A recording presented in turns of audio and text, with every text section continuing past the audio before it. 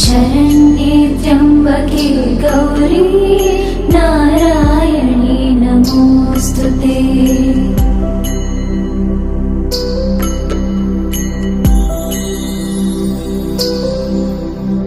सर्वमङ्गलमाङ्गल्ये शिवे सर्वार्थसाधिके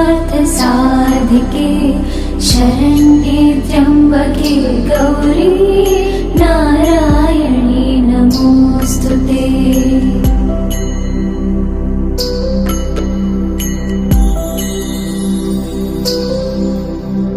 सर्वमङ्गलमाङ्गल्ये शिवे सर्वार्थसाधिके शरण्ये त्र्यम्बके गौरी नारायणी नमोऽस्तुते।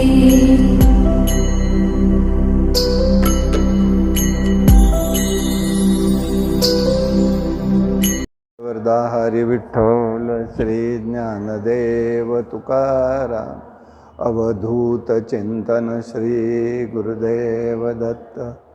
भगवान गोपाल कृष्ण महाराज के जय। भगवान श्रीधर स्वामी महाराज के जय। अम्बा माता के जय। जय जय रघुवीर समर्थ हरि ओम।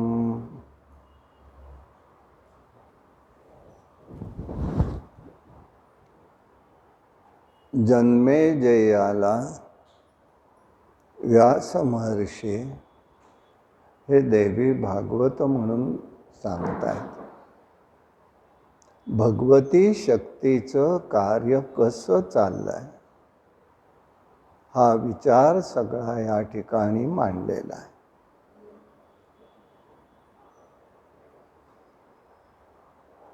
पंडूराजा गेला, विचित्रवीर्यही गेलेला आहे। कुंती आपल्या 5 मुलांना घेऊन भीष्माचार्यांकडे आलेली आहे। तिच्या पालन पोषणाची ही व्यवस्था झाली आहे।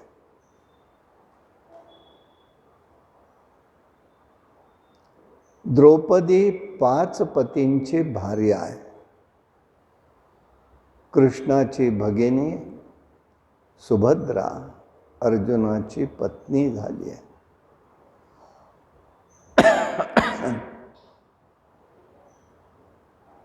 द्रौपदीला 5 मुलगे होते।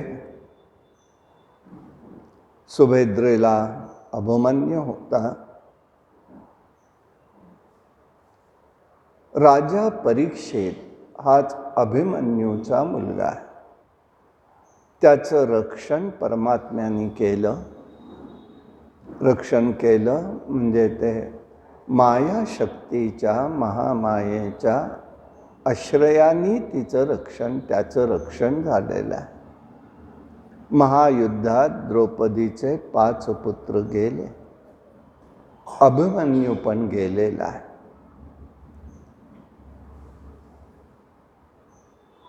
महायुद्ध संपलं आणि धृतराष्ट्र गांधारी पांडवांबरोबर राहू लागलेली आहे। विदुरजींचा अपमान दुर्योधनाने केल्यामुळे तीर्थयात्रेचं निमित्त करून विदुरजी निघून गेलेले होते। महायुद्ध झाल्यावर परत आले। बरेच वर्ष युद्धानंतर धृतराष्ट्र गांधारी त्यांच्याकडे पांडवांजवळ होते।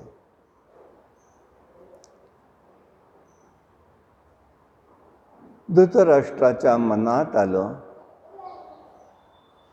की आपल्या 100 पुत्रांचं पिंडदान करावं। त्याप्रमाणे सर्वजण गंगा किनारी आलेले होते। व्यास महर्षीही आलेले। पिंडारक क्षेत्र म्हणून गंगा किनारी आहे।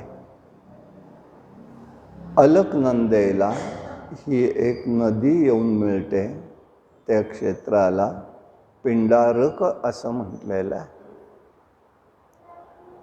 सर्वजण गंगा किनारी आलेले होते.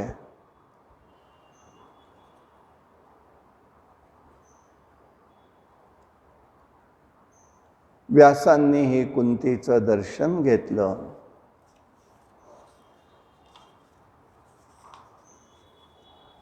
आतापर्यंत शल्यसारखं मनात होतं.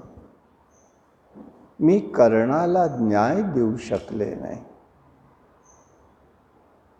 तिने प्रार्थना केली आहे कुंतीने व्यासांना, मला कर्णाचं दर्शन घडवा. गांधारी पण म्हणते, मलाही माझ्या 100 पुत्रांचं दर्शन करवा. सुभद्रा म्हणते अभिमन्यूचं करा. द्रौपदी सांगते मला 5 पुत्रांचं दर्शन घडवा. व्यासांनी भगवती जगदंबेची प्रार्थना केली. त्या देवीला ते म्हणाले, भगवतीला, तू सर्वांच्या ठिकाणी आनंद रूपाने आहेस. सगुण आणि निर्गुण ही दोन्हीही तुझीच रूप आहेत. जगतात कोणीही तुझ्या शक्तीशिवाय कार्य करू शकत नाही.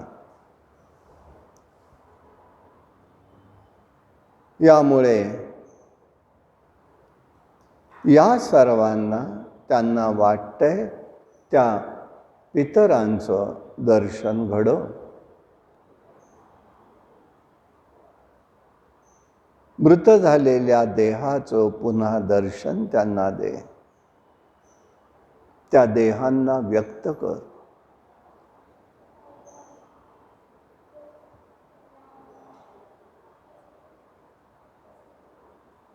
नुसतंच करू नकोस त्यांना व्यक्त, त्यांना पाहण्याची दृष्टी सुद्धा त्यांना तू दे.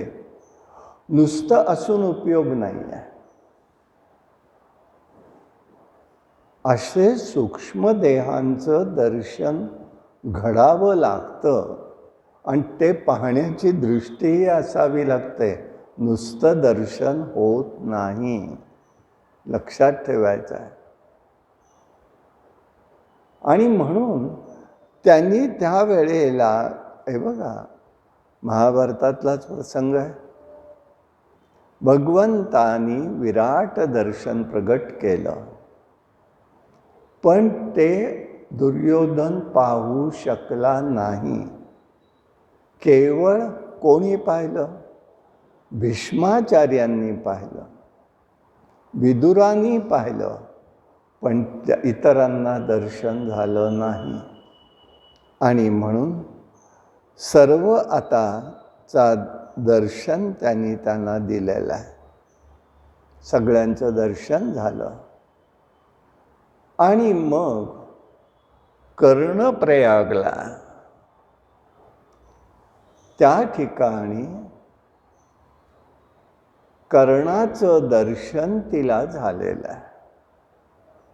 अलकनंदावरून येते आणि कर्णप्रयागला ही पिंडारका नदी येऊन मिळते, तिथे हे दर्शन झालेलं आहे. कर्णाची एक गोष्ट सांगायची म्हणजे, कर्ण शेवटी तिथे गेला होता. दान देतोय सगळ्यांनाच. शेवटी एक ब्राह्मण पुन्हा कर्ण म्हणाल्यावरती दान मागायला आला. तो म्हणाला, माझ्याकडे काही नाही आता द्यायला. नाही कसं म्हणाले? म्हणजे ही किमया,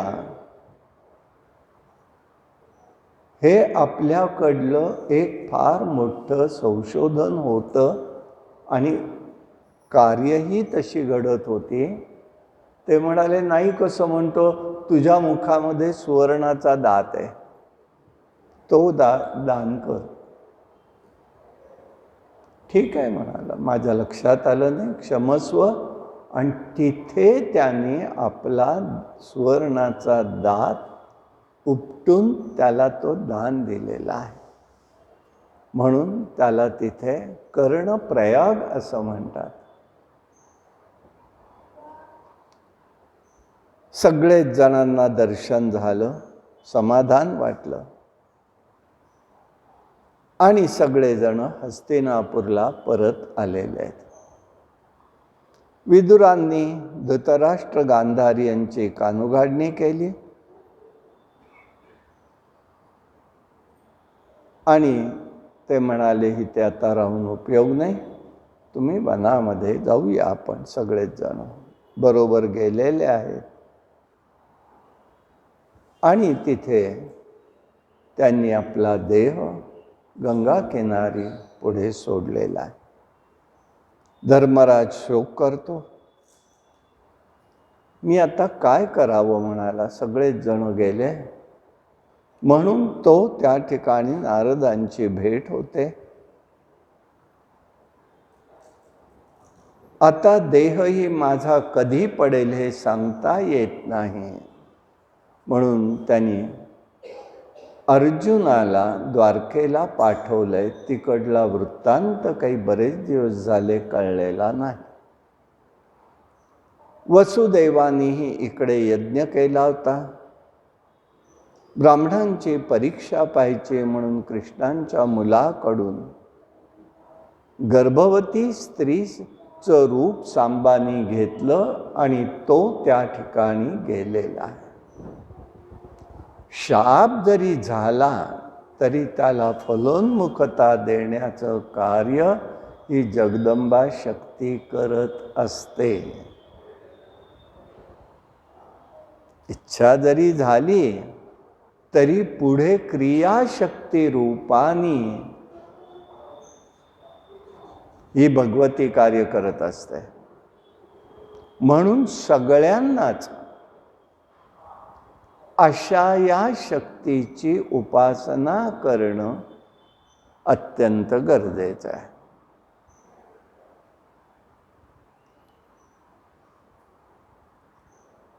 मग अर्जुन गेलेला आहे. दारुकाकडनं निरोप समजला प्रभास क्षेत्राचा सगळ्यांचा.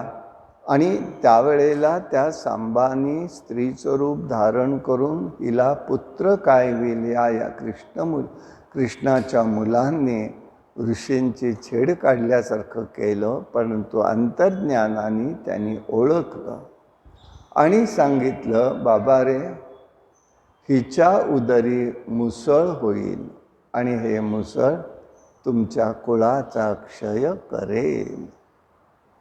त्याप्रमाणे भगवंताला ही गोष्ट न सांगता उग्रसेनाला मुलांनी सांगितली. त्यांनी सांगितलं, त्याचं चूर्ण करा आणि ते समुद्रात टाकून द्या. लोखंडाचा भाग राहिला तोही तसाच टाकला. ते लव्हाळं समुद्रातनं वाहत वाहत प्रभास क्षेत्राला आलं. प्रभास क्षेत्राला त्या ठिकाणी आल्यानंतर तिथे जे लोखंडाचा तुकडा पडला होता तो माशाने गिळला. तो एका कोळ्याला सापडला पोटात माशाच्या.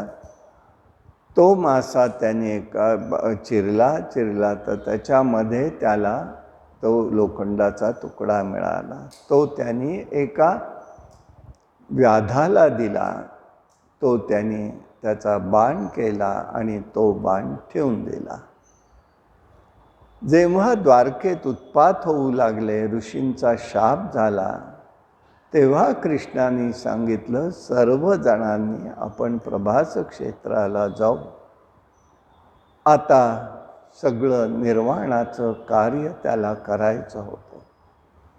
परस्परांमध्ये युद्ध झालं, अस्त्रही संपली. त्यावेळेला आता आपण असं म्हणतो बघा की या ठिकाणी हे अस्त्रप्रयोग होते का, अमुक होतं का. आज जे काही अस्त्रांचे प्रयोग चाललेले आहेत, आत्ता हे इराकचं युद्ध चाललंय बघतोय, हे सगळे अस्त्रप्रयोगच आहेत. नावं बदललेली आहेत. नावं बदलली आहेत. आज आपल्याकडे हे मंत्रशक्तीने सगळं करत होते. त्याच्यावरती उपायसुद्धा मंत्रशक्तीचाच असायचा.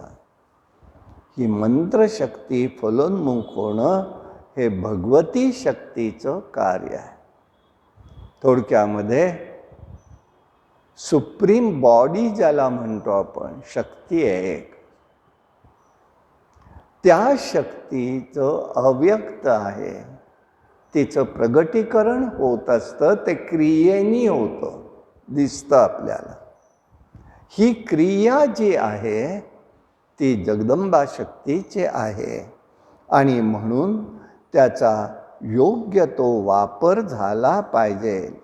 पुढे त्यांनी 36 वर्ष राज्य केलं आणि मग आपापसामध्ये यादवांच्यात युद्ध होऊन ते सगळेच जण नष्ट झाले. बलरामांनीही आपला देह योगमार्गाने अग्निप्रवेश करून संपवला. भगवंतानी दारुक तोपर्यंत वैकुंठातनं आलेला होता, त्यांनीही त्या ठिकाणी सगळं सांगितलं. त्याच्याच बरोबर निरोप भगवंतानी पाठवला द्वारकेला आणि इकडे मात्र स्वतः अंतर्धान पावलेले आहे. पुढे 36 वर्ष राज्य या परीक्षितांनी केलं. शमिकांच्या आश्रमामध्ये एक दिवस तो गेला, शिकारीला गेला असताना तहान लागले, भूक लागले, कोणीही तिथे नाही. मृत सर्प त्यांनी त्या ठिकाणी ऋषी बसलेले असताना शमिक त्यांच्या गळ्यामध्ये टाकला. ब्राह्मण पुत्रांनी ते पाहिलं आणि त्यांनी तो निरोप त्यांच्या पुत्रांना माध्यान्ह काळी स्नानाला गेलेले असताना दिला आणि तो जो निरोप दिला तो शृंगी नावाचा पुत्र ऋषींचा होता. त्यांनी तिथे लगेच शाप दिला, माझ्या वडिलांना ज्यांनी गळ्यात सर्प टाकला त्याचा आजपासून 7 दिवसांनी तक्षकराज येऊन त्याला दंश करेल आणि जाईल. त्याप्रमाणे तो गेलेला आहे. अशा प्रकाराने एक एक गोष्ट घडत गेली. भागीरथीच्या किनाऱ्यावरती तो आलेला राजा आणि तिथे त्याने 7 दिवस काय करावं याचं चिंतन करतोय. कशाचं चिंतन करावं? तोपर्यंत शुकाचार्य महाराज तिथे आले. त्यांनी त्यांना हे सगळं भागवत सांगितलेलं आहे. तक्षकराज आला, तो दंश करून गेलेला आहे. वैशिष्ट्य एका गोष्टीचं लक्षात ठेवण्याचा भाग असा आहे, अधिकारही कर्मांनी प्राप्त होत असतो. अधिकार हा कर्मांनी प्राप्त होतो आणि म्हणून शुकाचार्यांनी ओळखलं राजा परीक्षिताची जिज्ञासा, राजा परीक्षिताचं केलेलं रक्षण भगवंतानी आहे हे लक्षात घेऊन तो त्या ठिकाणी आलेला आहे. कर्म निर्दोष करायचं आहे. अखंड उपासना आहे आणि उपासना जर अखंड असेल तर बुद्धी स्थिर राहते. हे लक्षात ठेवायचं आहे. नुसती उपासना नाही आहे, एक दिवस केला आणि संपलं नाही, अखंड लागते. आणि म्हणून आपल्याकडल्या संवत्सर किंवा वर्षाच्या पंचांगामध्ये निरनिराळ्या उपासना प्रत्येक महिन्यात आलेल्या आहेत. इतकंच नाही, तिजेला म्हणजे तृतीयेला, प्रत्येक तृतीयेला उपासना आहे भगवतीची. चैत्र गौर आहे, वैशाखामध्ये, ज्येष्ठामध्ये ज्येष्ठा गौरी आहे, श्रावणामध्ये वरदलक्ष्मी आहे, भाद्रपदात हरतालिका व्रत आहे, ते भगवतीचं व्रत आहे. त्याच्याकडे वेगळ्या पद्धतीने बघून चालत नाही. सप्तमी अष्टमीला पुन्हा त्या ठिकाणी महालक्ष्मीचं व्रत आहे भाद्रपदात. आश्वेनात शारदीय नवरात्र आहे. कार्तिकात गजगौरीचं व्रत आहे. 12 महिन्याचं हे व्रत आहे. कुठे ना कुठे भगवंताच्या सान्निध्यात जीवाने राहावं हा उद्देश. सगळंच केलं पाहिजे असं नाही आहे, एक लक्षात ठेवा. अखंडपणे त्याच्या व्रतामध्ये राहणं, चिंतनामध्ये राहणं हा सगळ्यात महत्त्वाचा भाग आहे. जितकं शक्य होतं तितकं तर करावं की नाही.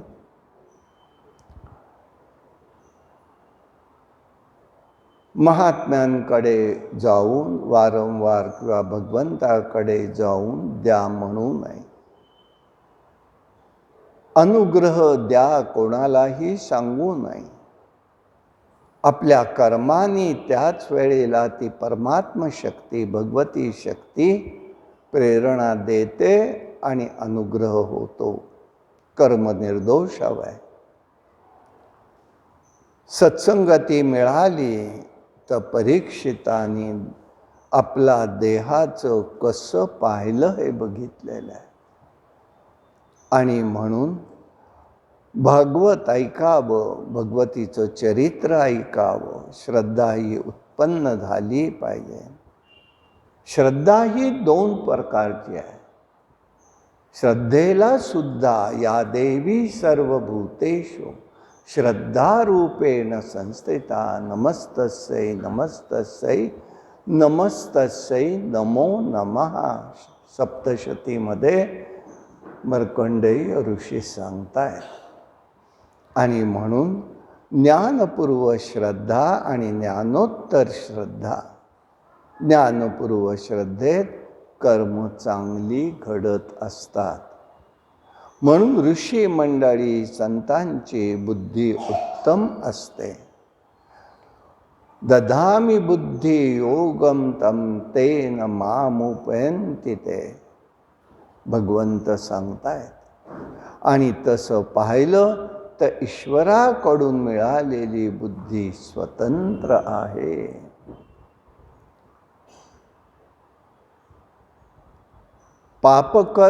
कर्म झाल्यानंतर तशाच वासनाही होतात. पुन्हा जन्माबरोबर त्या ठिकाणी वासना पापप्रवृत्तीकडे जाते. यासाठी ईश्वराच्या आज्ञेप्रमाणे वागावं. ददामी बुद्धी योगम ते. याप्रमाणे परीक्षिताची बुद्धी शुद्ध आहे. कर्मदोष झाला पण भोग त्याच्या वाट्याला तसाही आलेला आहे. सर्पदंश घडला आणि म्हणून याचं चिंतन अखंड घडलं पाहिजे. मृत्यू तर अनिवार्य आहे. म्हणून व्यास महर्षी सांगताय तो कधीही टाळू नये. टाळू नये म्हणजे काय? थोडक्यामध्ये सांगतो. सध्याच्या परिभाषेत व्हेंटिलेटरवर ठेवायचा प्रयत्न करू नये. आम्ही मृत्यूवर मात करायचा प्रयत्न करतो. तो दोष आहे, फार मोठा दोष आहे. म्हणून आयुर्वेदामध्ये महामृत्यू ही संकल्पना आहे. आणि महामृत्यू ज्या वेळेला वैद्याला कळतो त्यावेळेला माणसाने, जवळच्या माणसांनी जवळ थांबू नये. आपले भावबंध त्या जीवाला बंधनात टाकत असतात. आणि व्हेंटिलेटरवर ठेवावं लागतं. याचाच अर्थ असा आहे कर्म निर्दोष घडत नाही आणि तो त्या जीवाला त्रास होत असतो. उलट कर्मी तो जीव एक प्रकारचा शापच देत जातो. आणि म्हणून सावध राहावं. म्हणून आमचे सोनार सांगतात, नरहरी सोनार, सावध होऊनी भजनी लागा, देव करा कैवारी रे, मल्हारीची वारी माझ्या मल्हारीची वारी रे. सावध होऊन भजनी लागा. आणि यासाठी मृत्यू 3 गोष्टींवरच असतो. लक्षात ठेवायचं आहे बरं का. देवी भागवत सांगताय, मृत्यूचं स्थळ, काळ आणि वेळ यातली 3ही गोष्टी बरोबर आल्याशिवाय मृत्यू येत नाही. पण जेव्हा मला एखादं स्थळ, माझा काळ आणि त्याच वेळेला वेळ समजली, तर एखादी गोष्ट मी टाळली तर मृत्यू येत नाही. म्हणून मोरया गोसावींनी आपलं आयुष्य सुमारे 150 वर्ष वाढवलेलं होतं. स्थळच चुकवायचे ते त्यांना कळत होतं. आणि 3ही गोष्टी बरोबर आल्याशिवाय मृत्यू येत नाही. ओळखावं लागतं, ओळखावं लागतं. हे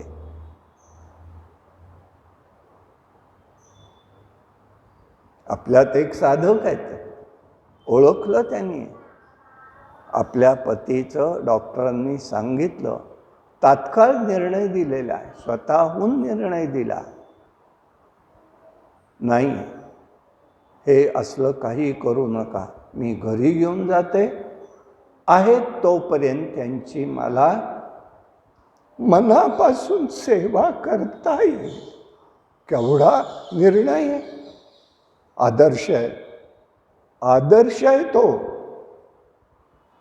लक्षात घ्यायचं आहे.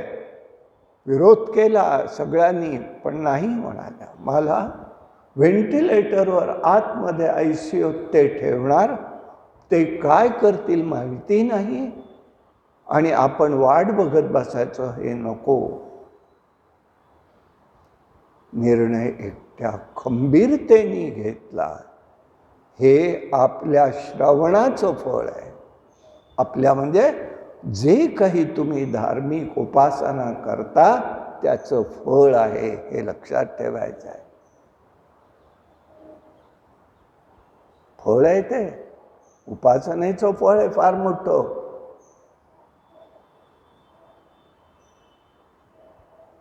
आणि म्हणून व्यास महर्षी देवी भागवतात हे स्पष्ट करतायत, ही सगळी माया शक्ती प्रेरणा देते, बळ देते,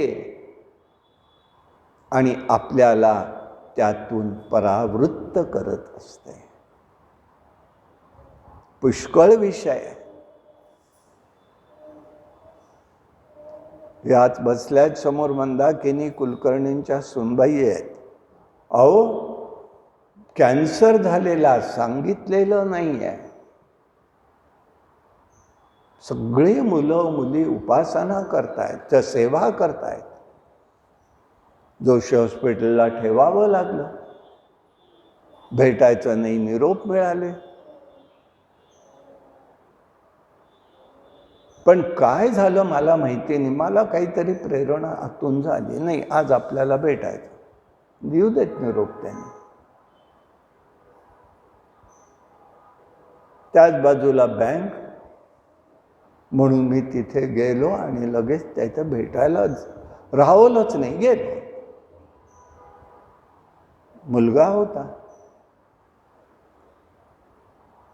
परवानगी नाही म्हटलं, नसू दे, मी लांबनं पाहीन, निघून जाईल. पण शेवटी त्यांनी आज सोडलं. आज पाहिलं, काय पाहिलं त्यांनी माहिती नाही, काय दर्शन झालं मला माहिती नाही, पण म्हणाल्या आता मला समाधान झालं. हात जोडले, मीही नमस्कार केला. वयस्कर होत्या, 85 वय होतं. माहिती आहेत आपल्या इथे येऊन बसायच्या नेहमी प्रत्येक गोष्टीत आणि प्रत्येक ठिकाणी यायच्या. बद्रीनारायणाला आल्या, द्वारकेला आल्या, ह्याला वृंदावनला आल्या, अनेक ठिकाणी नैमिषारण्यात आल्या. आणि सगळं ऐकायच्या शांतपणे. कुठली शक्ती आली? आणि रात्री यांनाच त्या म्हणाल्या, आज मलाच काय व्हायचंय ते दर्शन झालं, आता मला काहीही पाहायचं नाही. आणि सकाळच्या वेळेला गेल्या. आता हेच दिवस होते ना, कारण माझं देवी भागवताचंच चाललं होतं आणि निरोप मिळाला.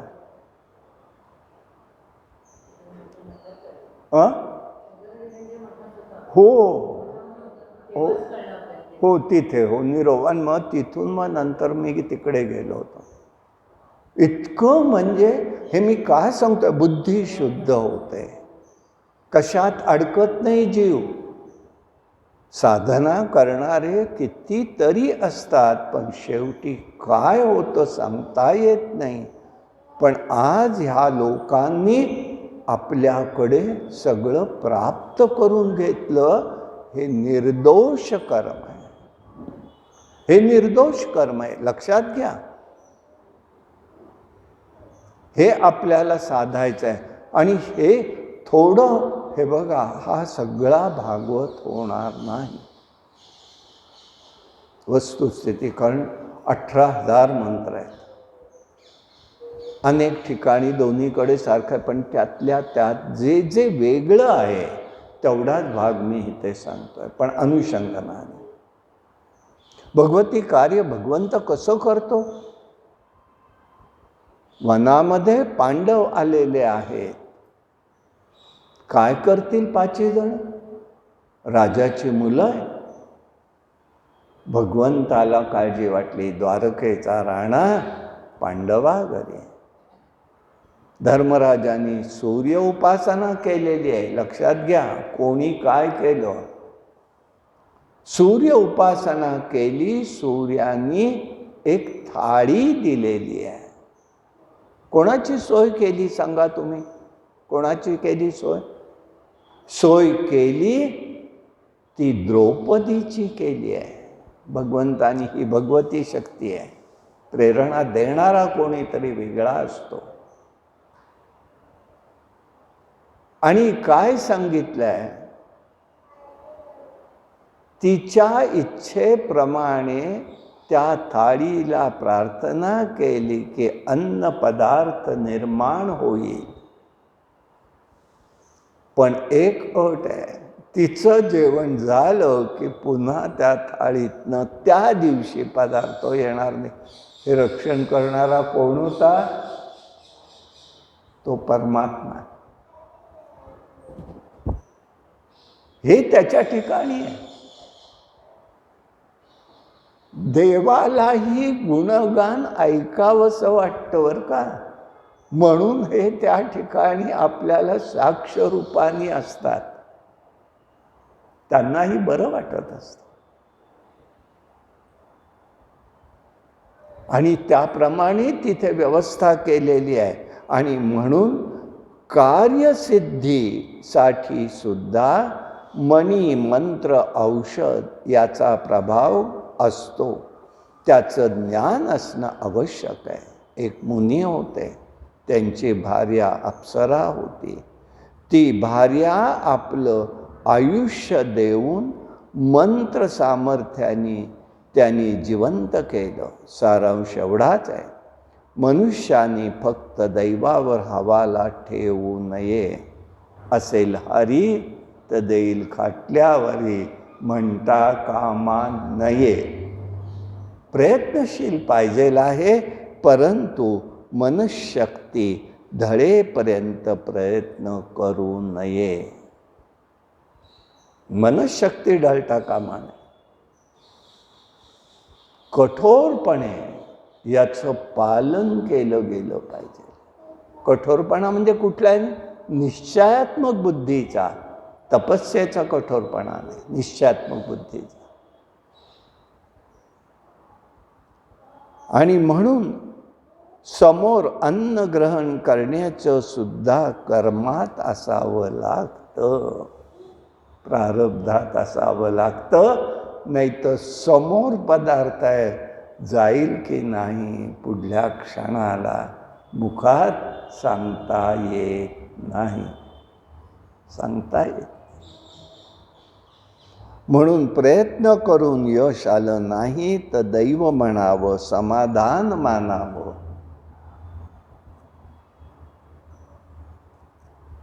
यासाठी मृत्यूसाठी सुद्धा आपल्याला हे प्रयत्न असे करू नयेत, चांगले प्रयत्न ठेवावे. उदाहरणच द्यायचं झालं तर त्र्यंबकम यजामहे सुगंधिम पुष्टिवर्धनम हा मंत्र आहे. परंपरेने मृत्युंजय मंत्र म्हणून म्हणतात बरं का, पण त्याचा अर्थ काय आहे? हे त्र्यंबक यजा म्हणजे महादेवा, मृत्युंजय देवतेला प्रार्थना आहे. काकडीचा जशी वेलापासून अलग होते तसा हा जीव देहापासून अलग कर. आणि आम्ही म्हणतो, बरोबर आहे का चूक आहे मला माहिती नाही. ऋषींचा ब्राह्मणांना मी दोष का द्यायचा? पण आम्ही करतो, खर्चही करतो आणि इकडे मनुष्य जातो. याला काय म्हणायचं? मग हे वाया गेलं का? वाया जात नाही, पुढल्या जन्मात त्याचा उपयोग होतो. पण आत्ता काय कुठल्यासाठी म्हणतोय आम्ही? मृत्युंजयाय रुद्राय नीलकंठाय शांभवे अमृतेशाय सर्वाय महादेवाय ते नमः हा मंत्र आहे तो. काळ वेळ कधी म्हणायचा? जर त्या वेळेला वेळ वाईट असेल, नक्षत्र वाईट असेल हे जर कळलं तर जवळच्यांनी हा मंत्र म्हणायला सुरुवात करावी. ही वेळ जाऊ देत बाबा, त्या दोष नको त्या जीवात्म्याला, म्हणून हा मंत्र म्हणायचा, म्हणून म्हणायचा आहे. ऋषी सांगतायत, व्यासमहर्षी सांगतायत, योग्य वेळेसाठी तुम्ही मंत्र म्हणून टाळू शकता, पण कायम टळत नाही. आणि यासाठी राजा विचारतोय, अर्ध आयुष्य देऊन त्यांनी पत्नीला जिवंत केलं. ती कोण आहे? ते कोण आहे ते सांगा. भृगूंची पुलोमा नावाची भार्या होती. त्यांना च्यवन मुनी पुत्र म्हणून झाला होता. च्यवनांची पत्नी शर्यातीची कन्या सुकन्या होती. त्यांना प्रमती नावाचा पुत्र होता. त्याची भार्या प्रतापी होती. त्याला रुरु म्हणून पुत्र झाला होता. हा महातपस्वी होता. हिते हे सगळं घडलेलं आहे. तेव्हा एक धर्मात्मा आणि सत्यनिष्ठ तपस्वी होता. स्थूलकेश हे त्याचं नाव होतं. मेनका अप्सरा एकदा नदी किनारी क्रीडा करत होती. तिला विश्ववसू गंधर्वाकडून गर्भधारणा झाली. ती त्याने स्थूलकेश मुनींच्या आश्रमात या अप्सरेने गर्भाचा त्याग केला. त्या कन्येचा सांभाळ स्थूलकेश ऋषींनी केला, म्हणून त्याचं नाव प्रमद्वय असं होतं. च्यवन ऋषींचा पुत्र रुरु हाही आश्रमात होता. त्यांनी या कन्येचा स्वीकार करावा असं वाटलं, पण ते घरी सांगितलं. मी प्रमद्वार अंगणात खेळत असताना एक सर्प अंगणात झोपला होता. चुकून तिचा पायाला धक्का लागला, त्याच्यामुळे तिला दंश झालेला आहे. अशा प्रकाराने प्रमदद्वारा ती मृत झाली. पण सर्वजण दुःखी झाले. रुरुही तिथे होता. प्राणत्याग करावा असं वाटू लागलं. आपली भावी पत्नी अशा रीतीने जावं म्हणून दुःख झालं. स्नान करून आले. सगळं पुण्याचं आचमन करून देऊन त्यांनी त्याथे सगळं हे व्यर्थ आहे सांगितलं. शेवटी तो म्हणाला, माझं अर्ध आयुष्य देतो. त्यावेळेला विश्वावसू तिथे आला होता. त्यांनी त्या ठिकाणी धर्माने सर्व सांगितलं आणि स्त्रीचे प्राण मागून घेतले. पुन्हा तिला जिवंत केलं. मग तिच्याबरोबर विवाह केला. सारांश एकच आहे, प्राणरक्षणासाठी सर्व उपाय मनुष्य करीत असतो. हे सर्व उपाय यथाविधी शास्त्रसंमत असावे हे जन्मेजयाला सांगितलेलं आहे. अशा वेळी वाटतं आपण पडेल त्या क्षणाला आपलं पडेल त्याचं आपण रक्षण व्हावं यासाठी शुकाचार्य महाराजांनी बंदोबस्त ठेवलेला होता. तरी तक्षकाने येऊन दंश केला आणि त्यावेळेला त्या ठिकाणी कश्यप ब्राह्मण येत होता. त्याला मंत्रशक्ती अवगत होती. त्यांनी ब्राह्मण रूप धारण केलं आणि त्या ठिकाणी वट वृक्षाच्या हिते त्यांनी दंश केलेला होता. तेव्हा लोभी मनुष्य आयुष्यातून उठवला जातो. म्हणून कश्यपाच्या ठिकाणी लोभ निर्माण केला भगवतीने आणि जगात अपकीर्ती करण्याऐवजी धनाचा धिक्कार करावा म्हणून कश्यपाला विचार करून ध्यानयोगाने राजाचं आयुष्य संपवलेलं आहे. मंत्र प्रभाव आहे. आयुष्य असेपर्यंत होतो, पण औषध प्रभाव आयुष्य असेपर्यंतच होतो. याचा विचार करून धन देऊन त्याला निघून गेला. हे सगळं त्या ठिकाणी घडत असतं. मग ह्याच्यातनं एक बोध काय घ्यायचा आहे? औषध उपचार जीवाला केल्यानंतर गुण येत नाही म्हणाल्याबरोबर बाकीच्यांनी मनाची तयारी करणं आवश्यक आहे. उगीचच्या उगीच व्यथा करून चालत नाही. तो जीवाला बंध पडत असतो आणि जीवाला एकदा बंध पडला की पुढला प्रवास सगळा दुःखमय होतो. अशा प्रकाराने त्यांनी त्या ठिकाणी सगळं सांगितलेलं आहे. मग त्यांनी अस्तिक मुनींच्या जन्माची कथा सांगितली. हे देवी भागवत सर्व वेदातील सार काढून तयार केलेलं आहे. नित्य सुखकर आणि शुभफळ देणार आहे. धर्म अर्थ काम मोक्ष हे चारी पुरुषार्थ प्राप्त करून घेणारं धन आहे. जरत्कारु ऋषींनी गृहस्थाश्रम स्वीकारला नव्हता, पण एक दिवस हिंडत असताना आपले पूर्वज त्याला खड्ड्यात पडताना दिसले.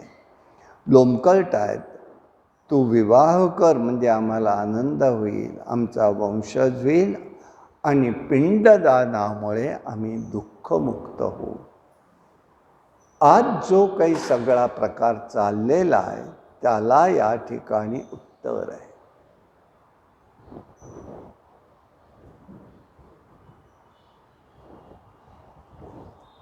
शुगर डाऊन होते, आज खडी साखर.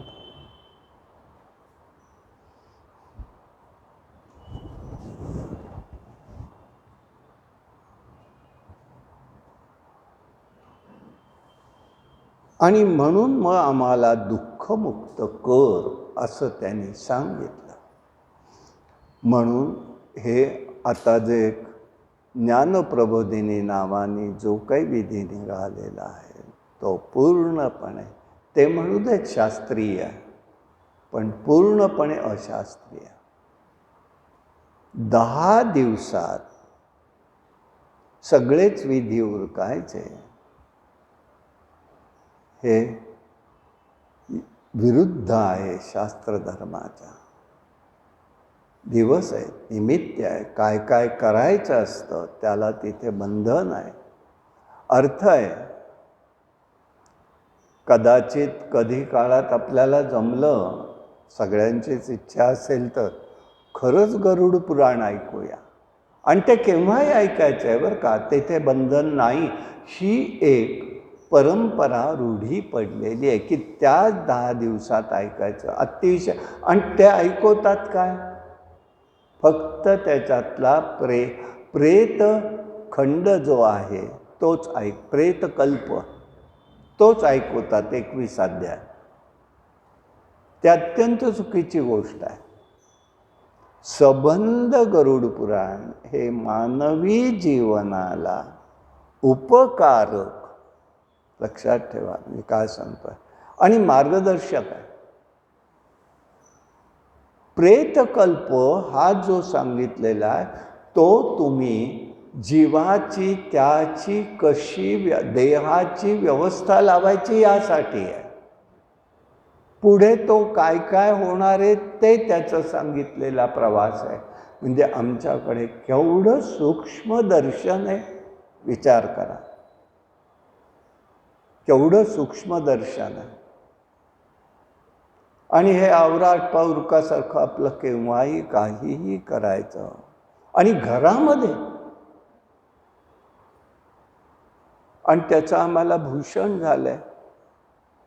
आणि जास्तीत जास्त हे कर्म, क्षमा मागून बोलतो, ब्राह्मण समाजातच चाललेलं आहे.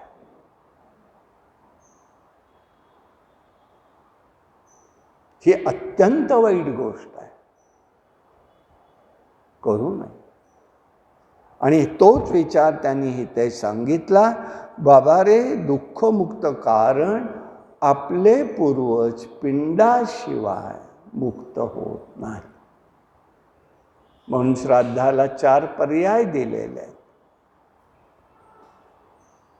ब्राह्मण देवतांच्या ठिकाणी एक पक्ष, एक त्या ठिकाणी पितृपक्ष, असे दोघांना त्या ठिकाणी बोलवून 3 आहेत खरे, पण नाही ना शक्य, एक तरी बोलवा. आणि पितरस्थानी एक, देवस्थानी एक, अशा प्रकाराने त्या ठिकाणी करायचं आहे. इतकंच नाही आहे, नाही जमलं काही हरकत नाही, ह्यांनी करा, चटावरचं करा म्हणताय. क्षण मांडायचे आहेत, फक्त विसर्जन करायचं. नाही जमलं ते हिरण्यकावर करा. तेही जमलं नाही, पण सिद्ध झालं पाहिजे. मला होत नाही. आणि म्हणून आमचे दत्त महाराज आम्हाला सगळ्यांना सांगायचे, कर्म कुठपर्यंत करायचं असतं. कर्मत्याग संन्यासात आहे, पण कोणता आणि काय त्याला बंधन आहे, निर्णय आहे. तो कर्म असा आहे, हातातली संधेची पळी पडेपर्यंत कर्म करायचं. मग म्हणायचे देहाकडून कर्म होत नाही. उगीचच्या उगीच मनाला वाटेल तेव्हा नाही आहे, मनाने संकल्पित नाही आहे. आणि म्हणून ही सगळ्या गोष्टी आपल्याकडे कुठल्या कुठे करायच्या. नदीच्या जवळ आहे, कारण जीवाला मुक्तता पाण्याच्या माध्यमातूनच होणार आहे. पुढचा प्रवास त्याचा. म्हणून सगळे नदी किनारी आहेत 12पर्यंत. आता 13-14 एकत्रच करतात, ठीक आहे धरलं, पण 13ही वेगळं आहे, 14ही वेगळं आहे. 13चं अन्न अशुद्ध असतं, 14चं अन्न शुद्ध असतं. 15व्याच्या दिवशीचं अन्न अणिक शुद्ध आहे आणि तिथे तिथे उदक शांत आहे. मनाला पाहिजे तसं नाही. पण नाही, आम्ही आता काही आमच्या मनाला पाहिजे तसं करतो. आणि म्हणून त्यांनी त्या सांगितलेलं आहे, या ठिकाणी आपण त्या ठिकाणी अशा पद्धतीने करू नये. कश्यपांच्या 2 पत्नी होत्या, एक कद्रू एक विनिता. दोघी भगिनी होत्या. सूर्याचा रथ त्यांनी पाहिला.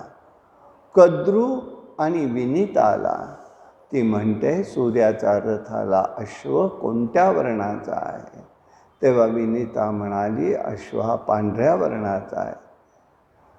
तुझं मत काय ते सांगावं, नाही तर पैजा लावू. त्यावेळेला कद्रू म्हणाली, अश्व हा कृष्णवर्णीय आहे आणि नाही तर माझी दासी तुला व्हावं लागेल, पैज लाव.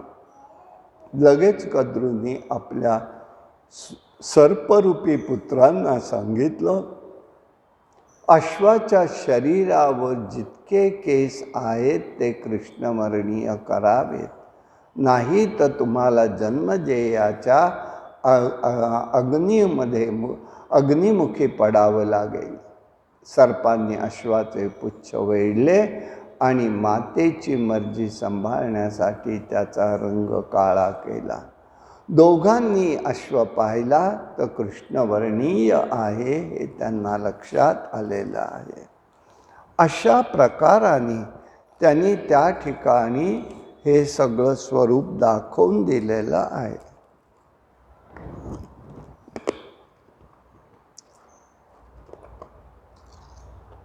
विनिताचे पुत्र गरुड आहे, सूर्याचा पुत्र अरुण आहे. नाही, सूर्याचा सारथी अरुण हे 2 पुत्र आहेत. आईला त्या ठिकाणी दुःखमुक्त करावं म्हणून कद्रूला घेऊन समुद्र ओलांडून ते गेले. कद्रू म्हणाले, हे पहा, अमृत आणून माझ्या मुलांना तू दे, तुझ्या आईची दास्यत्वातून मुक्तता करेल. मग गरुड इंद्रलोकी गेला, युद्ध करून अमृतकुंभ घेऊन आला. ते अमृत आणलं, पण सूर्यपुत्र ते स्नानाला गेला होते. त्यावेळेला अमृत खाली पडलं. पसरलेले जे होते त्याच्यात दर्भ तयार झाले आणि ते भुजंगाधिपतीने चाचले. त्यावेळेला दर्भाच्या स्पर्शामुळे सर्पांच्या जिभा या 2 भाग झाले.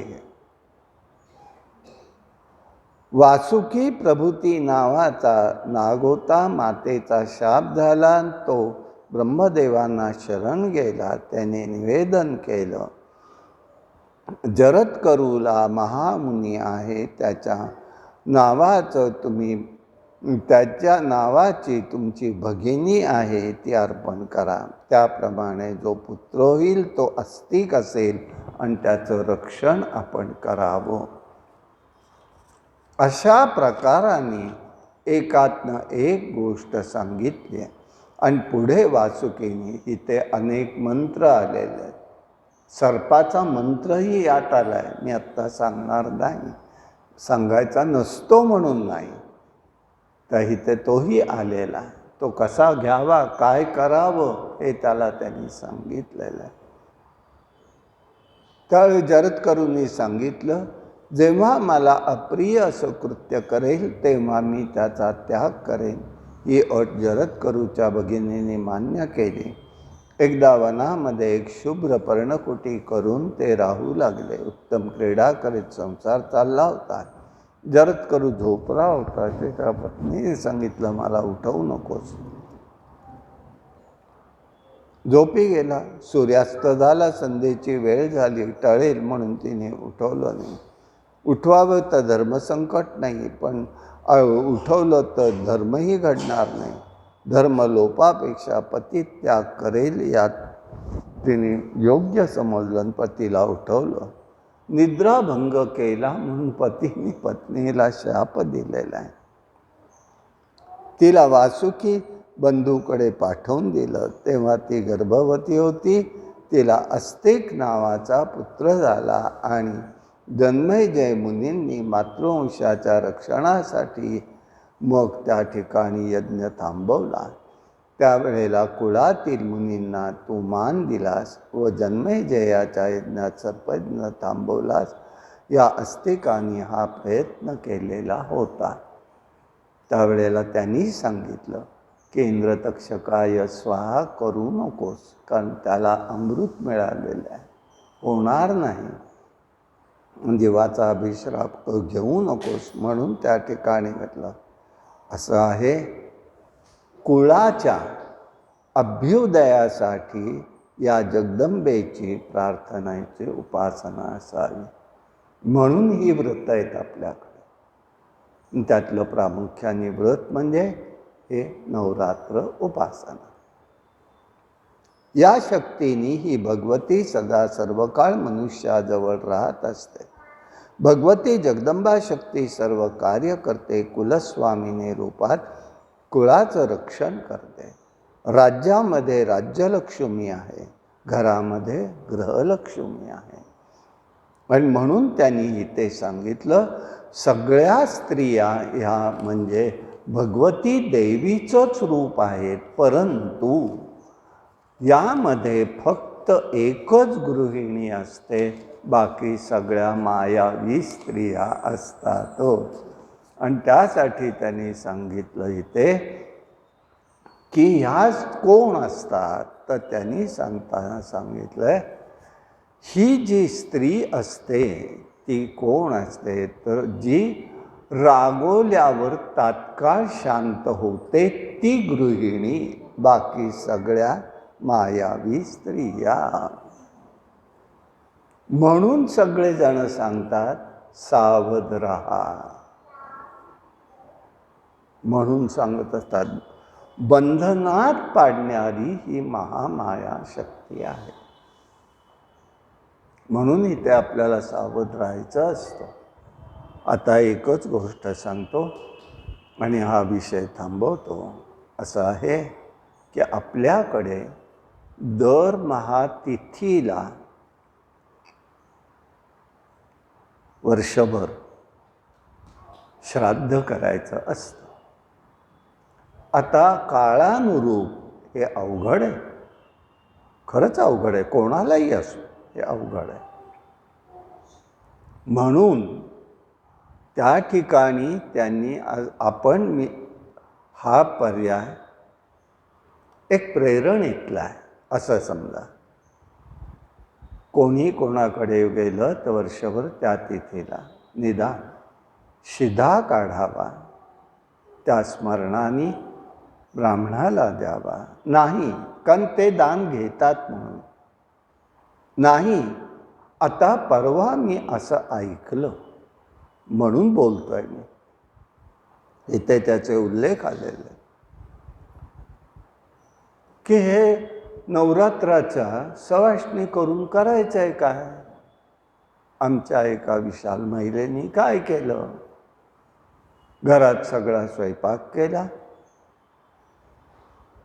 घरात येणाऱ्या मोलकरणीलाच पानावर बसवलं आणि तिला सगळं काही दिलं. आणि हे तुमच्या सगळं व्हॉट्सअपवर फिरतंय. भूषण हो, चांगलं का वाईट. घरातल्या मोलकरणीला करण्याबद्दल दुमत काही नाही, करा. पण मग कुठल्या उद्देशाने माहिती आहे, अविद्वा नवमीला आईची आठवण झाली म्हणून. हा काय मार्ग आहे. उचलून तुम्हाला काय दान द्यायचंय ते कोणालाही द्या, पण ते दान झालं. धर्मशास्त्राची आज्ञा ही नाही, हे धर्मशास्त्राची आज्ञा नाही. सवाष्ण सुद्धा कोणी कोणाला सांगावं याला निर्बंध आहे. बहिणी चालत नाहीत. आई मुलगी नाही, मुलगी आई आहे. म्हणजे आईने मुलीला सांगता येईल, पण वारंवार नाही, ते भाद्रपद महिन्यातच फक्त. इतर वेळेला मुलीने आईला सांगायचं नाही, आई नाही आहे त्याच्यात. आई सवाष्ण असली तरी ती घरात कुलाचाराला नाही बोलवू शकत. हे घरातलं दान घरात दिल्यासारखं आहे. ते दोष आहेत. गुरुचरित्री तेच सांगताय. परगोत्रात घ्यायचं ह्याचा अर्थ बहिणी बहिणीत नाही.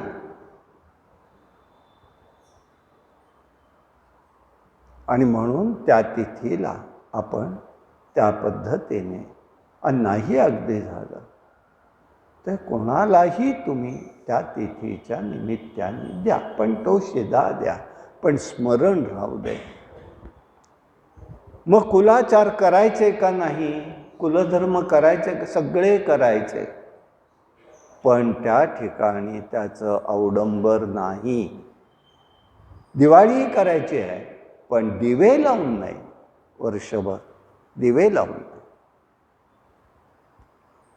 तो जीव आपल्या अवतीभोवती घराभोवती फिरत असतो आणि त्याला असं वाटत असतं, मी गेलोय तरी हे माझं स्मरण न करता सगळं करतायत. पण देवाचे नैवेद्य, कुलाचार, कुलधर्म हे सगळे करायचे असतात.